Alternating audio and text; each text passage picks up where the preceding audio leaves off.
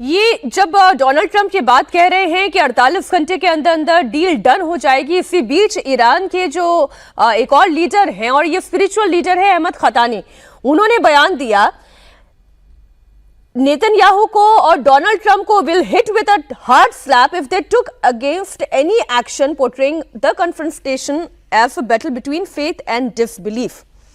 आप एक तरफ बात कर रहे हैं अजीत जी की जोरदार तमाचा आपके चेहरे पर मारेंगे, दूसरी तरफ डोनाल्ड ट्रंप ये कह रहे हैं कि हमने एक डील का पूरा एमओयू तैयार कर लिया है। ये अंडरस्टैंडिंग है क्या?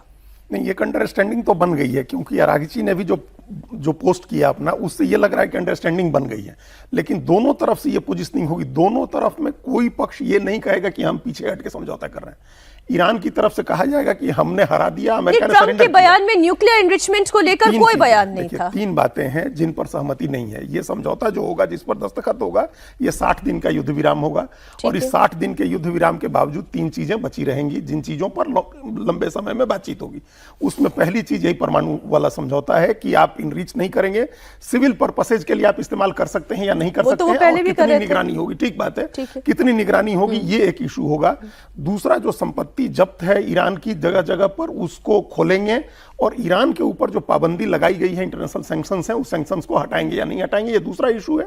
और तीसरा इशू है कि जो युद्ध के कारण नुकसान हुआ है उसके मुआवजे का क्या तंत्र बनेगा। ये 3 इशू अनरिजॉल्व रहेंगे, इन पर एक सहमति बनेगी, इनका एक ब्रॉडर फ्रेमवर्क तय हो जाएगा, उस फ्रेमवर्क में आगे बातचीत होती रहेगी। 60 दिन के लिए एक युद्ध विराम पर समझौता हॉर्मुज़ खुल जाएगा। नहीं, देखिए, वो तो बिल्कुल सेंट्रल पॉइंट है कि हॉर्मुज़ नहीं खुलेगा तो अमेरिका उस डील को मानेगा नहीं। सबसे जो इसमें डिफरेंस क्या आ रहा है वो डिटेल का आ रहा है। अमेरिका ये कह रहा है कि आपकी जितने भी मांगे हैं, कि आपके जो लगभग $120 बिलियन जो फ्रोजन एसेट्स हैं, उसको हम तुरंत नहीं खोलेंगे, वो परफॉर्मेंस बेस्ड होगा। हम देखेंगे कि डील के बाद आप कैसे करें। ईरान चाहता है कि तुरंत हो जाए।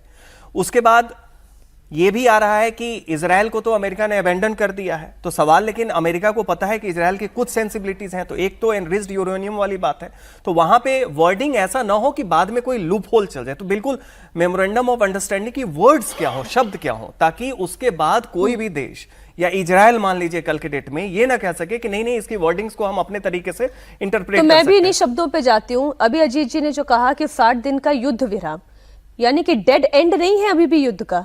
नहीं, बिल्कुल नहीं है। अभी तो डेस्परेशन है यूएस की।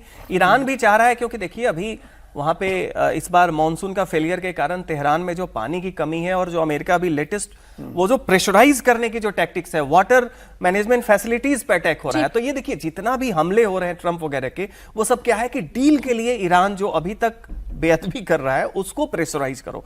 वैसी स्थिति में ईरान भी चाहता है, लेकिन सवाल वही है कि कोई भी देश किसी भी ऐसे सूरत में नहीं करेगा जिसमें बाद में यह कहे कि हम जीत गए या हम हार गए, और दूसरा उसको लेके इजराइल को कहीं भी कोई लूप होल मिल सके करने का।